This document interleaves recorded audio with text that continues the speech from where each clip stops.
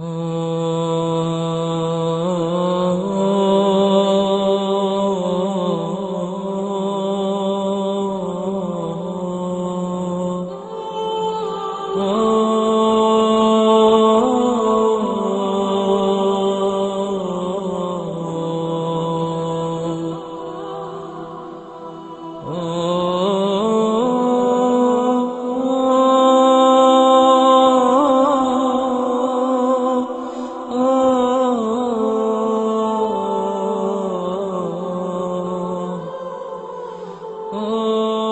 رأيت الحياة تمضي مسرعة ومعظم أهلها في غفلة، ناس يأتون وآخرون يرحلون، أرحام تدفع وأرض تبلع، والناس غافلون ولا يستيقظون إلا عند معاينة الموت وسكراته.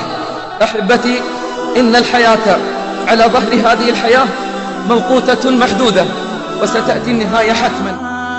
ستموت، نعم ستموت، إنها الحقيقة التي نهرب منها دائما، إنها الحقيقة التي يسقط عندها جبروت المتجبرين وعناد الملحدين وطغيان البغاة المتألهين، إنها الحقيقة التي شرب من كأسها العصاة والطائعون، وشرب من كأسها الأنبياء والمرسلون.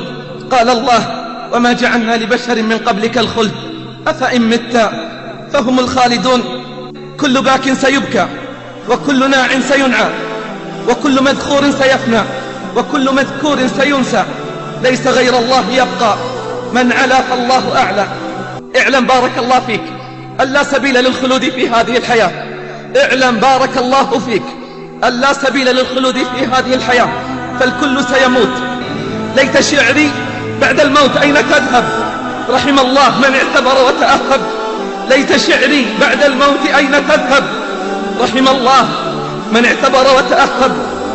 يا ابن العشرين كم مات من أقرانك وتخلفت، يا ابن الثلاثين أدركت الشباب فما تأسفت، يا ابن الأربعين ذهب الصبا وأنت على اللهو قد عكفت، يا ابن الخمسين أنت زرع قد دنا حصاده، أنت زرع قد دنا حصاده، لقد تنصفت 100 وما أنصف. يا ابن الستين هيا إلى الحساب فأنت على معترك المنايا قد أشرف. يا ابن السبعين ماذا قدمت وماذا أخرت، يا ابن الثمانين لا عذر لك فقد أعذرت. والله وأقسم بالله من حمل نعشا اليوم سيأتي يوم ويحمل هو على الأكتاف، ومن دخل المقبرة زائرا سيدخل يوما ولن يخرج منها، ومن عاد إلى بيته اليوم سيأتي يوم ولن يعود.